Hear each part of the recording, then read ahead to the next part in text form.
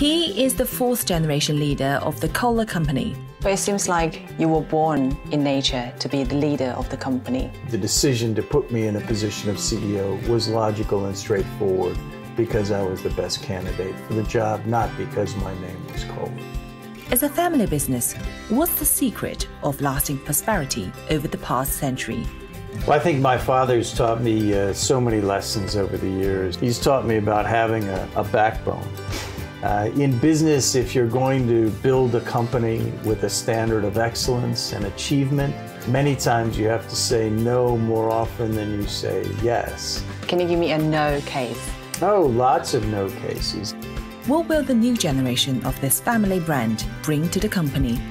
Is there more to this massive company than just the sanitary products? Chinese consumers are very demanding. They want the best. Our strategy is always evolving in this market to make sure we can meet the needs and the desire for the latest and best technology and the growth of smart homes and technology in China. And in some cases, well ahead of other countries like the United States. This time on Minds of Millionaires, we talk to David Kohler, President and CEO of the Kohler Company, to hear his story and explore this ever-expanding brand. 财智对话由东航云锦东方冠名播出。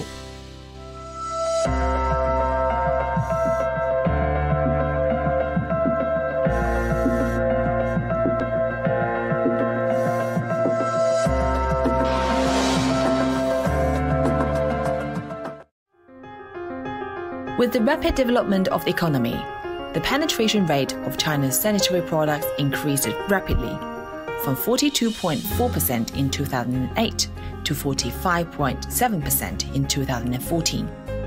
According to estimates, it will exceed 60% in 2018. The market scale of China's sanitary products increased rapidly from 85 billion yuan in 2013 to 108 billion yuan in 2014, and is expected to exceed 169 billion yuan in 2018.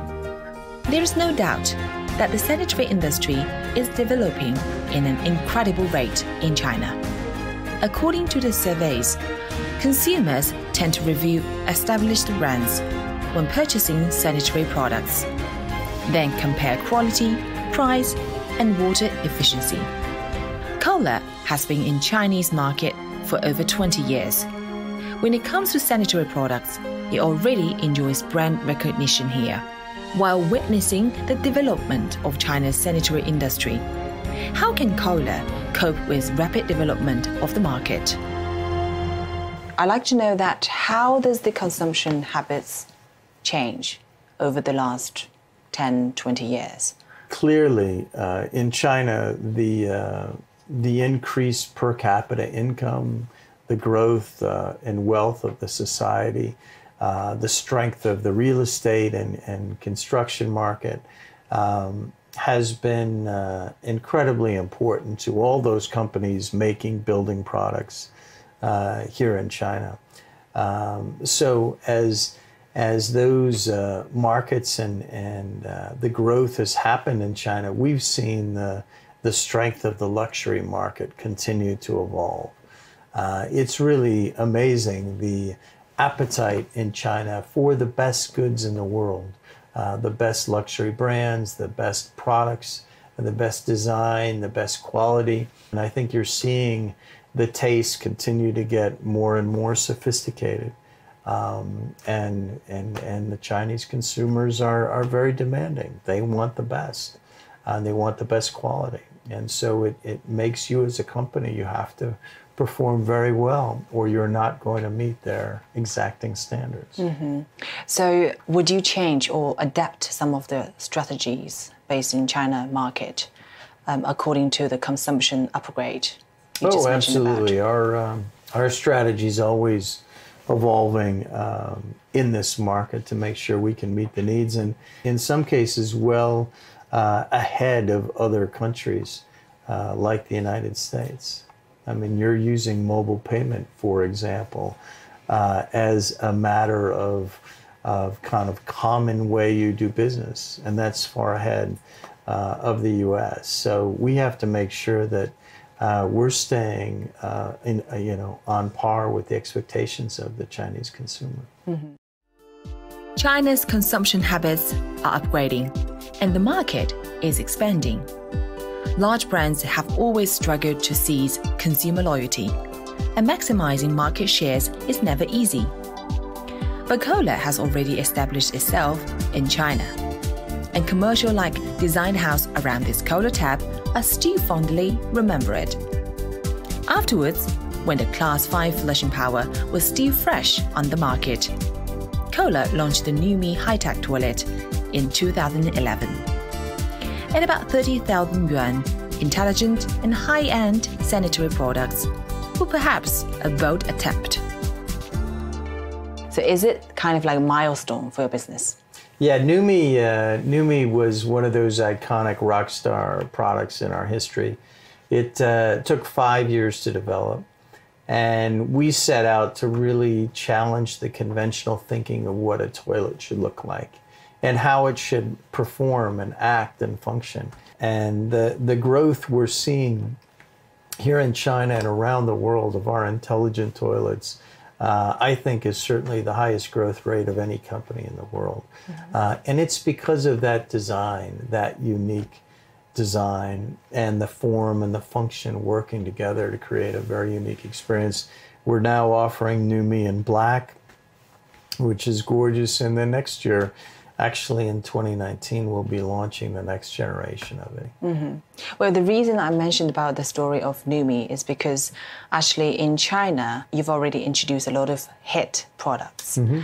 So when you actually design the whole marketing plan or strategy for the business, how would you look at Chinese market? We have a design studio here in Shanghai, which is very important, staffed with quite a few designers, many from China, some from around the world, but really focused on how do we design for the Chinese consumer. So we're studying Chinese habits in the home, in the kitchen and bath, preferences.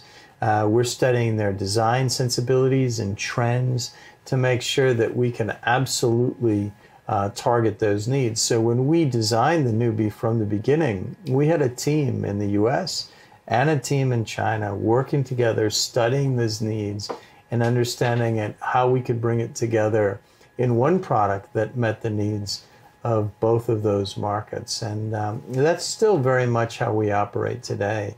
We introduce many products here in China that are really only for the Chinese market. But then we also find that they have global appeal after that. But we're very focused on what it takes to be the preferred brand of Chinese consumers. So what do you think Chinese consumers need? You know, with the NUMI, we found that many of the floors in China in a bathroom are cold, and they may be stone or tile. And Chinese consumers wanted a warmer place for their feet. And so we installed the first ever foot warmer on our NUMI to make sure when people sat down, their feet would be gently warmed with this foot warmer. So that was an example. We also recently launched an IoT, an app-controlled bathroom heater and ventilation system for similar needs. That was really done all studying the Chinese bathroom and the importance of ventilation, the importance of heat and light with an easy electronic control. Intelligence is, of course, a huge concept in many industries. In recent years, many famous brands in the sanitary industry have launched black technology products. However, for many consumers in China, the idea of a smart bathroom is often difficult to accept because of its high-end design and high price. But according to the 2017 China Household Consumer Insight Report, sanitary products in China are about to blossom. This is closely related to the current consumption habits of young people. 45% of consumers are willing to try, only 9% of consumers think there is no need to change. After years of research and testing, Kohler is seeking another breakthrough in smart products. Kohler Connect has made its debut in China for the first time.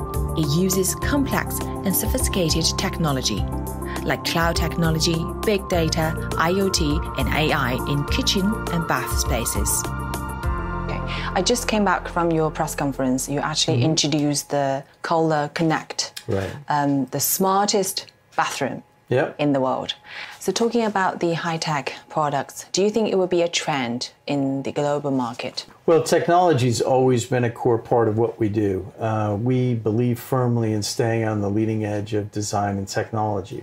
It just so happens, though, in the last decade, we've seen, really the last 20 years, but it's continued to gain momentum, is the emergence of electronics and digital technology becoming more mainstream and more robust in their use, and the costs coming down. So we've been able to bring high technology and digital controls, AI, into conventional products and create a much more amazing, immersive user experience. And that's what design is all about. It's creating a unique user experience. And so we use technology to do that in a very convenient, easy to use way. It's not about technology for the sake of technology, but how can we make your day better?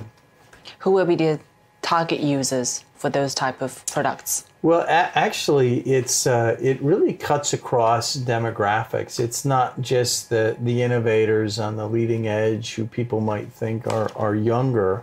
Design, great design, innovative design should change expectation. Actually, older demographics and families can very much use that. As you get older, it becomes harder to turn things on mechanically, and being able to use voice control actually allows you to move around your space and control these products easier. So I think that's the interesting thing about this type of technology. It can appeal to younger generations, which are much more familiar because they've grown up with technology and smartphones.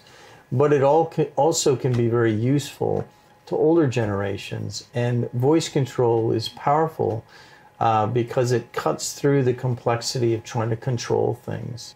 Well, from a consumer point of view, I think on one hand, you are holding, let's say, a mass consumption, which people can easily approach. On the other hand, you are trying to build up a tailor-made products, high-tech, and for some of the people, they actually redecorate their home, they will use the products. Right. So how would you like to balance one and the other? I think they both absolutely coexist. We've always believed that we want to make sure that part of our line is attainable. It's aspirational, but it's attainable. And then also continue to innovate and inspire on the high end and the advanced end of the business, and do both. Because at the end of the day, we're in the inspiration business. We want to inspire you with what's possible in design and technology and what you can do with your home or your environment. And that's core to what we do. So you need to be working on the frontiers of technology and the higher end, and you also need to make sure that you're making excellent design, high quality of products available. But you have different target consumers in different tiers. Absolutely. So what if they get confused about the brand image when you actually offer two different types of products? Well, one of the core elements of our company is a single standard of quality, regardless of price point. So whether you're buying the highest priced product from Kohler or you're buying a lower priced product, the level of quality, the standard of quality is exactly the same. What's different is just perhaps the number of features in the higher priced product, but we never compromise on quality. So the consumer must have confidence that they're getting the same level of quality. Through research and innovation, Kohler has been leading the industry for 145 years. From the founder John Michael Kohler, the first manager bathtub was created, and thus began the legend of Kohler. Now it is one of the most familiar sanitary brands in the world. David Kohler, the fourth-generation leader of the company, is especially proud of his family history. Behind the century's classic inheritance is a typical story of American entrepreneurs, which reflects the uniqueness of American family business in cultivating successes. According to Harvard Business Review, about 70% of family businesses will fail before they actually can be passed on to the next generation. So how do you think about it? How do you think about this data? And also, how do you think about your secret weapon of the whole family business? You know, our story is one of perseverance.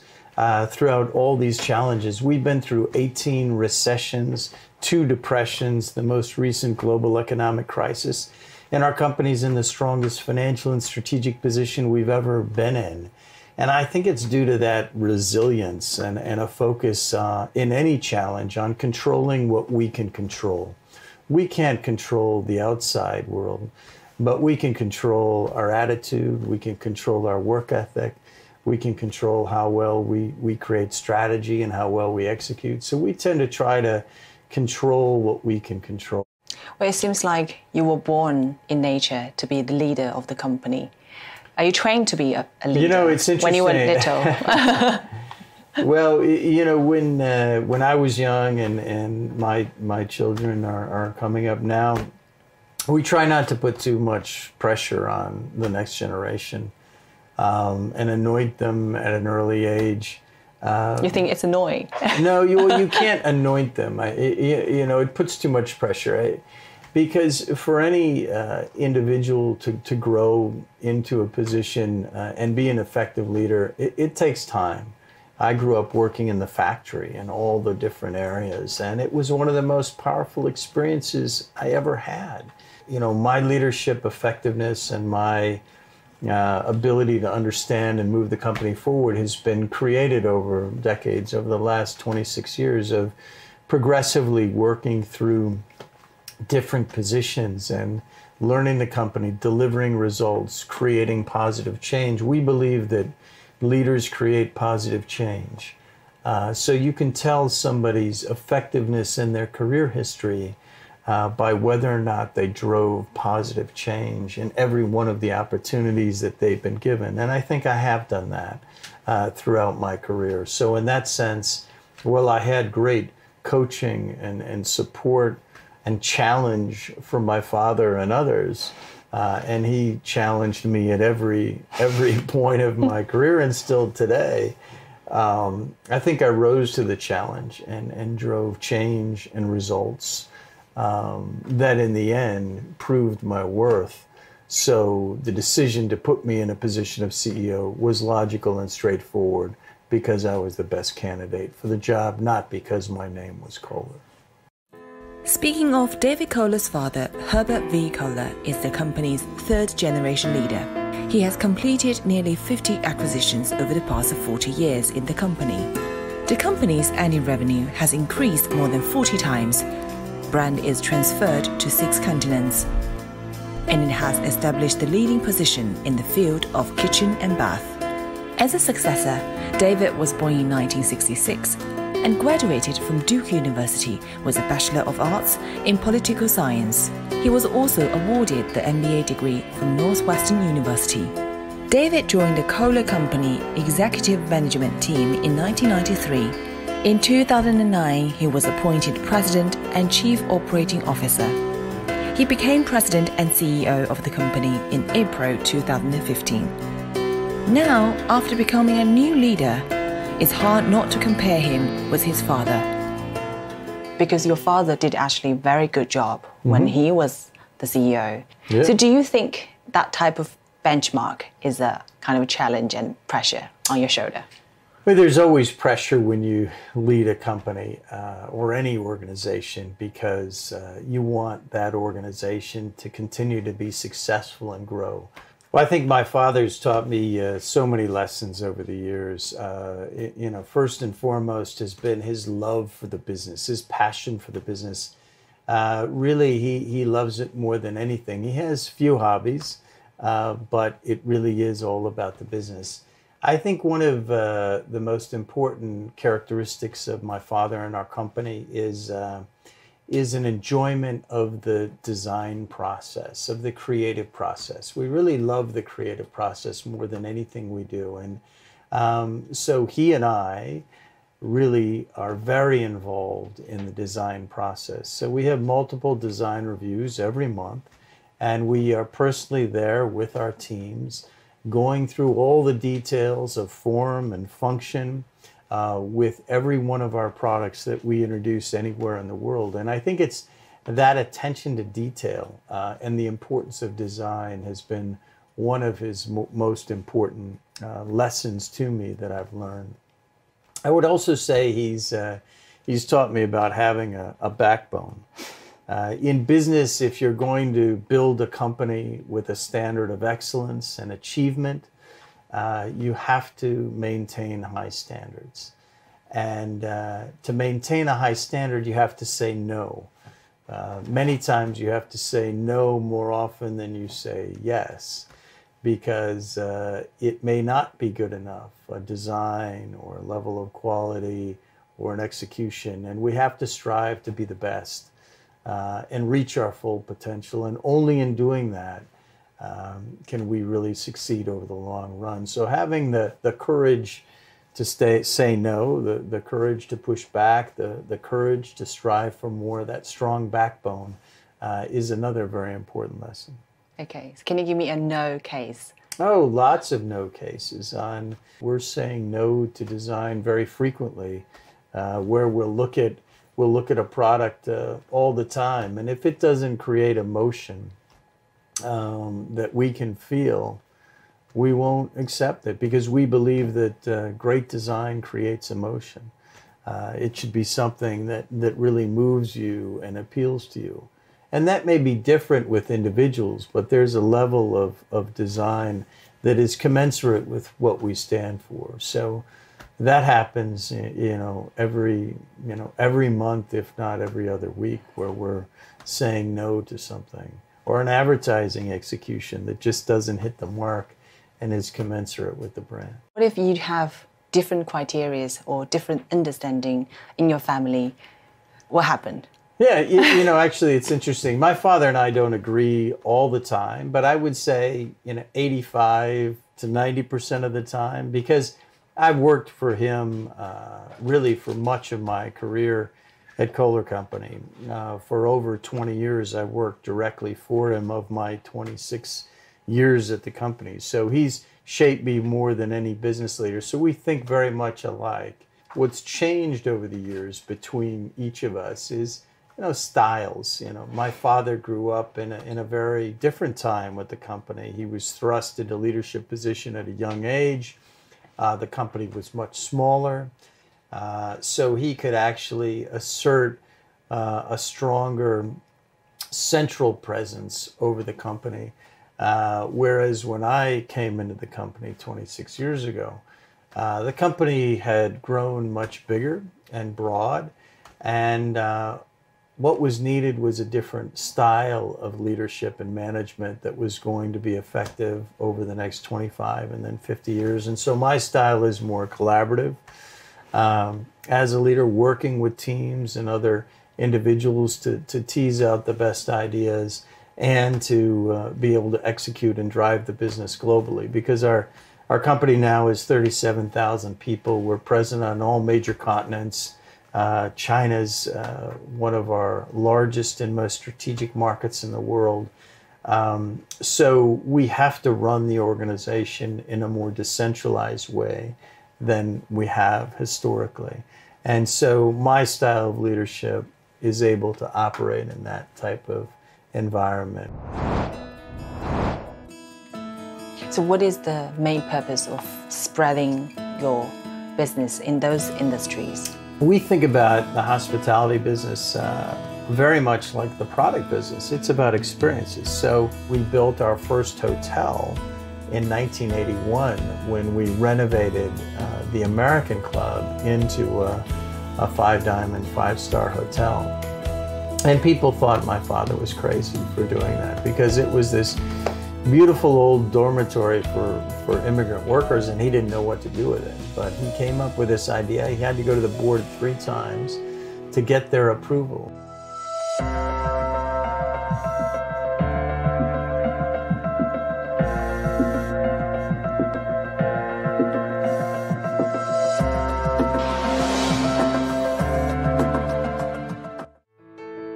As a veteran enterprise with a century-old history, Kohler's global strategy is much broader than we thought.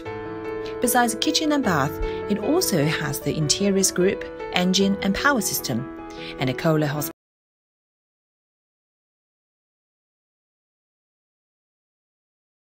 Kohler's American Club, the only 5-diamond grade resort in the Middle West of the United States, has a history of over 70 years. It also continues to build its own luxury real estate projects, such as the interior design of New York landmark 157 and the completion of Lodge Kohler. What are the proportions for each segment? The 2 largest businesses, the main activities, if you will, in terms of sales and scope would be the kitchen and bath business and then the power business. Mm-hmm. And then the 2 remaining are smaller activities, but still important to really bring the full essence to the company. So what is the main purpose of spreading your business in those industries? The hospitality business started with our first property, which wasn't a hotel, but it was a wildlife preserve and then eventually a restaurant. That started in the 70s. And then we built our first hotel in 1981 when we renovated the American Club into a 5-diamond, 5-star hotel.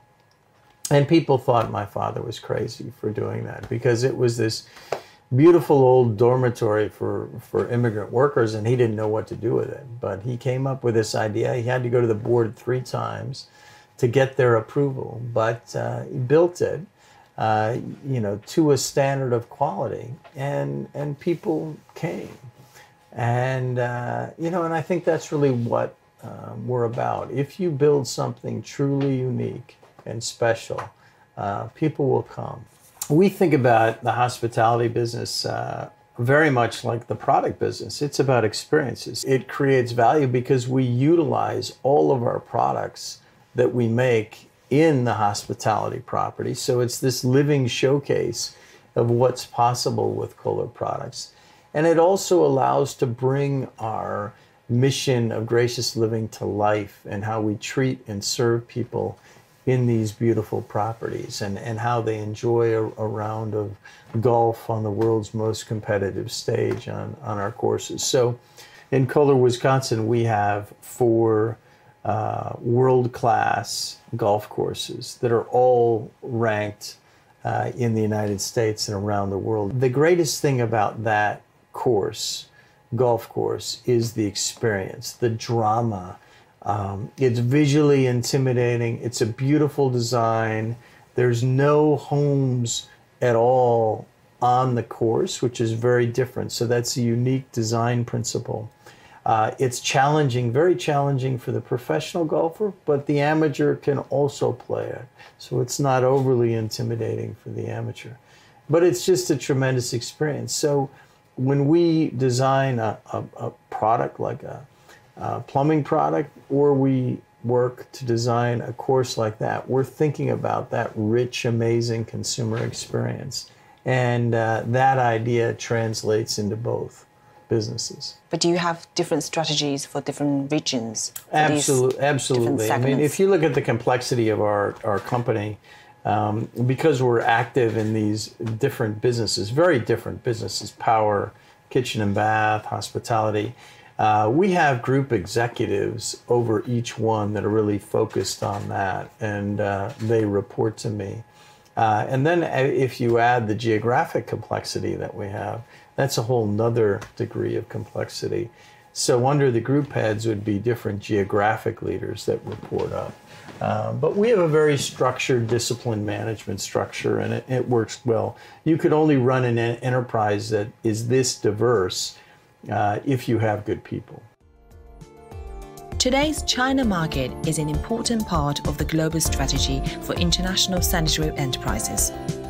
Opportunities and challenges coexist. Developing new business and finding balance in the global market is still a challenge. Toto plans to raise the proportion of overseas sales to 24% and says it will increase sales in areas such as China. The Grohe Group and domestic brand Joyo formed strategic airlines a few years ago, forming their unique channel expansion mode, while the sales volume in China has also increased steadily. Kohler has increased its investment in China and the size of its plant. In March this year, it spent $75 million building a new plant in Changzhou, and the Zippo factory has also entered the third phase of construction. Now, there are more than 10 factories in China. So as the CEO, how would you like to look at Chinese market compared with the other, let's say, Western countries' market? We really look at China as a focused market. It's absolutely one of the, if not the most important market in the world for Kohler. It's our second largest market in the world after our home country in the United States, but it's very fast growing. It's the fastest growing business for us anywhere in the world. So what is the percentage? It's growing over 15%. So we're thinking about how do we really continue to lead in this market over the long term.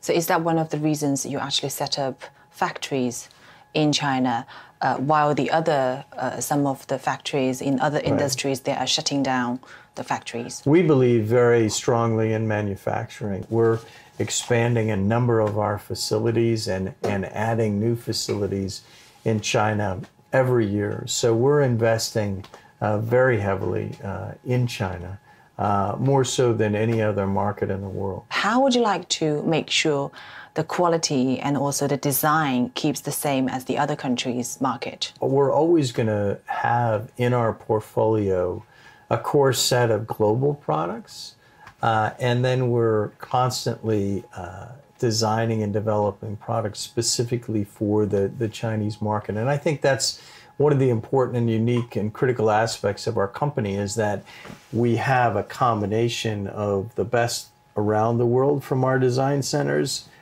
in Europe, in the United States, as well as China.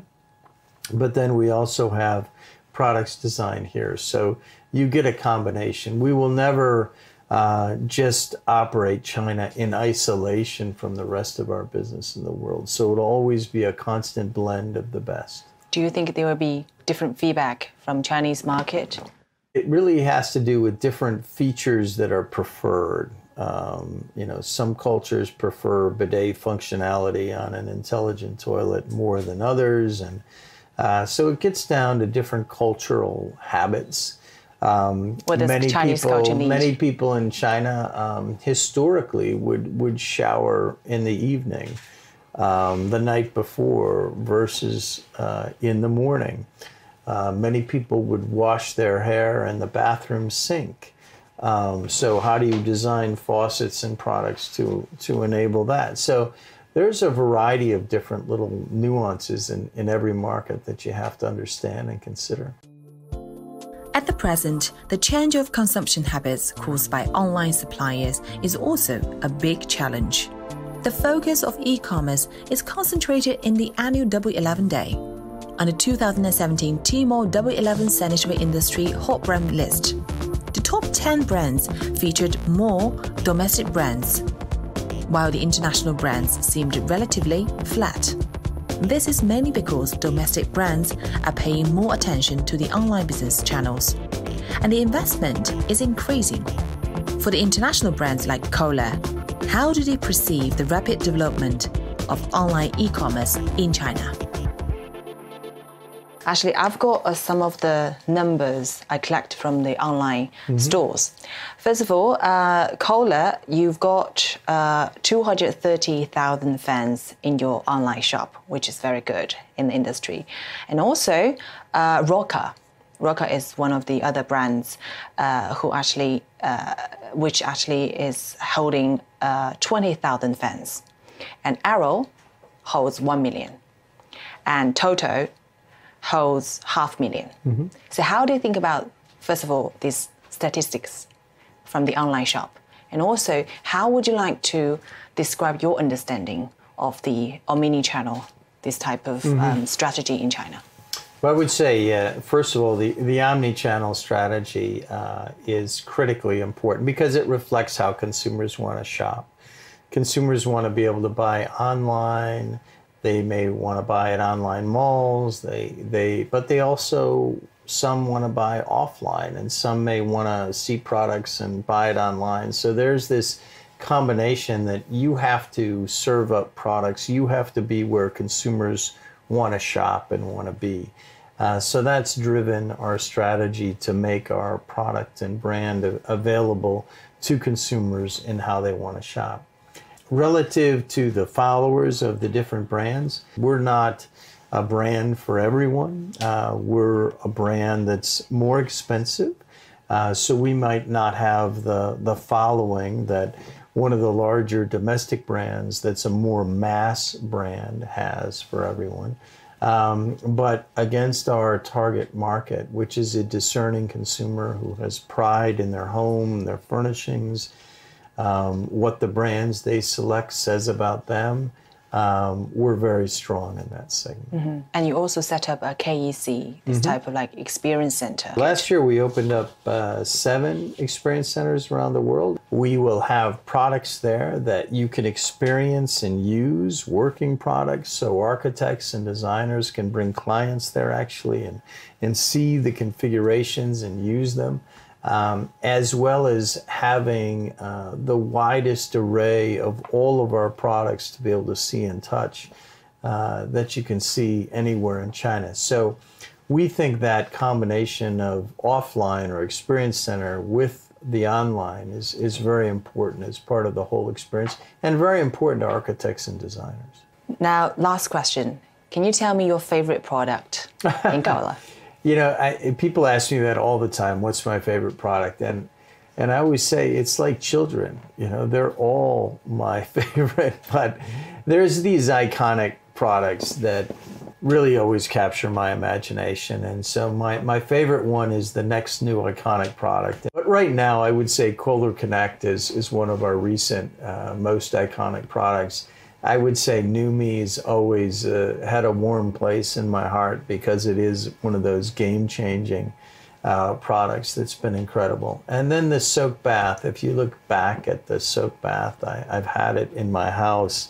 It's a beautiful infinity bath that was designed for women to give them a soothing experience, very relaxing experience. So those are some of my recent favorites. Wow, that sounds like very visual. Thank you. Thanks for coming to our show. Thank you very much. It's wonderful to see you.